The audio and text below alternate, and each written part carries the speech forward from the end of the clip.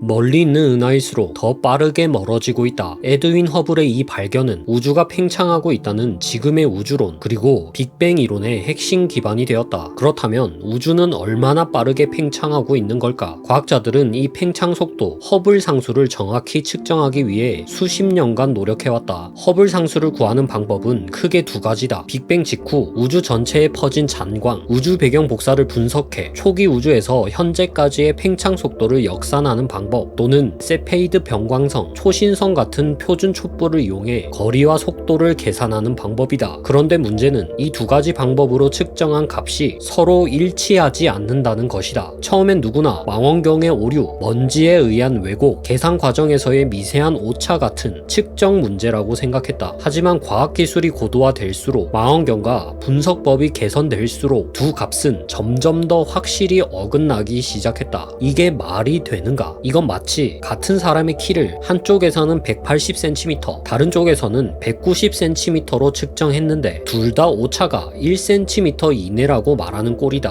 허블 텐션이라 불리는 이 모순에 대해 과학자들은 근본적인 질문을 던지기 시작했다. 관측은 틀리지 않았다. 그렇다면 혹시 우리가 상상해온 우주의 모습 자체에 무언가 결정적인 요소가 빠진 건 아닐까? 그리고 최근 미국 하와이대 이스트반 사푸디 교수 연구팀은 기존 우주론이 간과했던 파격적인 가정을 하나 제시했다. 혹시 우주 전체가 회전하고 있는 건 아닐까? 한번 떠올려보자. 실제로 우주에 존재하는 거의 모든 천체, 행성, 별, 은하, 심지어 은하단까지 모두가 회전하고 있다. 그렇다면 이 모든 것을 품은 우주 전체는 우리는 그 크기를 직접 눈으로 확인할 수도 머릿속으로 온전히 그려볼 수도 없다. 너무도 거대해서 애초에 회전이라는 개념조차 적용할 엄두를 내지 못했을지도 모른다. 그런데 그 압도적인 규모가 정말로 회전하고 있을 수 있다는 주장이었다. 연구팀의 계산에 따르면 우주 전체가 한 바퀴 도는데 걸리는 시간은 무려 5천억 년, 상상을 초월할 만큼 미세한 회전이다. 그런데 놀랍게도 이 극도로 느린 회전을 기존 우주 모델에 추가하면 허블 텐션이 절묘하게 줄어든다. 회전하는 지구 위에선 코리올리 효과로 인해 바람조차 직선으로 불지 않는다. 모든 것이 아주 미묘하게 휘어진다. 마찬가지로 우주 전체가 회전하고 있다면 먼 은하에서 날아오는 빛의 경로 역시 미세하게 휘어졌을 가능성이 있다. 그리고 우리는 그 휘어진 빛을 보고 왜곡된 우주 지도를 만들었을 수도 있다. 이 가설이 더 흥미로운 이유는 기존 우주론을 뒷받침했던 수많은 관측 결과들과도 충돌하지 않는다는 점이다. 우주의 대규모 구조, 은하의 회전 방향, 그리고 우주 배경 복사에 나타난 수수께끼 같은 패턴들, 일명 악의 축이라 불리는 이상정렬 현상까지 이 모든 것들이 회전하는 우주라는 가설 아래에서 하나의 이야기로 자연스럽게 연결될 수 있는 것이다. 사실 회전하는 우주는 완전히 새로운 개념은 아니다. 1949년 미국의 수학자 쿠르트 괴델은 아인슈타인의 일반 상대성 이론에서 회전하는 우주의 해를 찾아냈다. 문제는 괴델의 모델에서는 시간 루프, 즉 과거로 돌아가는 폐곡선이 생긴다는 점이었다. 말 그대로 시간 여행이 가능하고 인과율이 무너진다는 한계가 있었기에 과학계에서는 크게 주목받지 못했다. 하지만 사푸디 교수 연구팀이 제시한 모델은 이와 다르다. 그저 기존 우주론에 아주 미세한 비대칭을 하나 추가했을 뿐이다. 때문에 상대성 이론과도 충돌하지 않는다. 물론 이 회전 가설을 직접 검증하는 일은 거의 불가능에 가깝다. 5천억 년에 한 번 도는 우주, 그 회전을 관측하려는 건 바늘구멍으로 토네이도를 촬영하려는 시도와 같다. 하지만 아주 작고 희미한 단서가 우리가 바라보는 우주의 모습을 완전히 바꿔놓을 수도 있다. 어딜 바라보든 같을 것이라는 우리의 생각 속 우주를 말이다. 어쩌면 우주는 지금 이 순간에도 거대한 나침반처럼 우리가 알지 못하는 어떤 중심을 가리키며 회전하고 있을지도 모른다. 그러니 이제 다시 밤하늘을 올려다보자. 아직도 우주가